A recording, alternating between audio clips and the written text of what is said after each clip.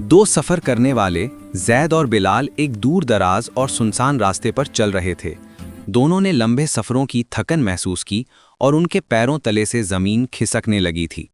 اچانک راستے کے کنارے ایک ایسا درخت نمودار ہوا جو گویا زمانوں سے وہاں کھڑا زمین اور آسمان کے راز اپنے سینے میں دبائے ہوئے تھا۔ اس درخت کی جسامت اتنی بڑی تھی کہ 10 آدمی مل کر اس کے تنا کو گھیر نہ سکتے۔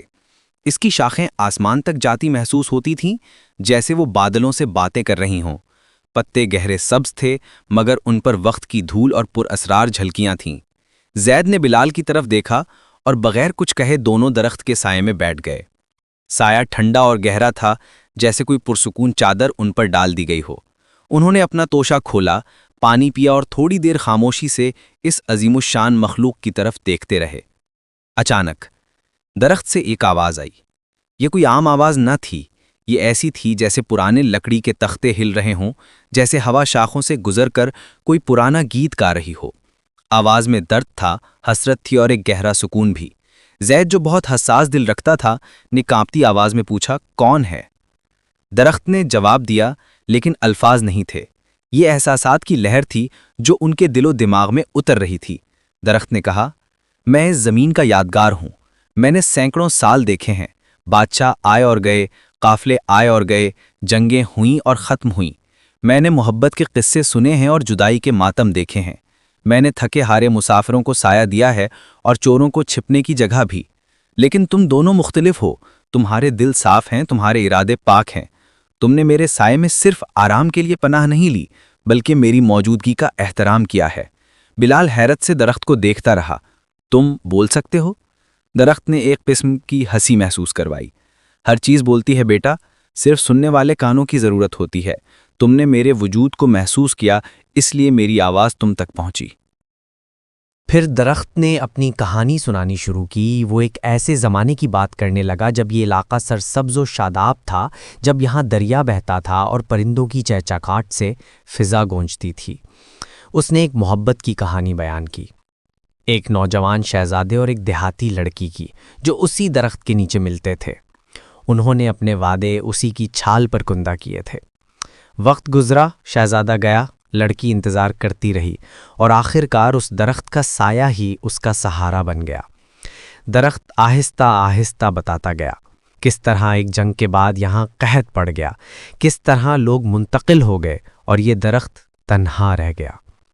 اس نے بتایا کہ کس طرح اس کی جڑیں زمین کی گہرائیوں میں ایک خزانے تک پہنچتی ہیں، نہ سونے چاندی کا بلکہ صاف پانی کے ایک چشمے کا خزانہ جو اب سوکھ چکا ہے۔ اس نے ایک پراسرار نقشہ بھی محفوظ رکھا ہوا ہے، ایک ایسی جگہ کا جہاں ایک گمشدہ علم کی کتاب دبی ہوئی ہے جو صرف نیک دل انسان ہی ڈھونڈ سکتے ہیں۔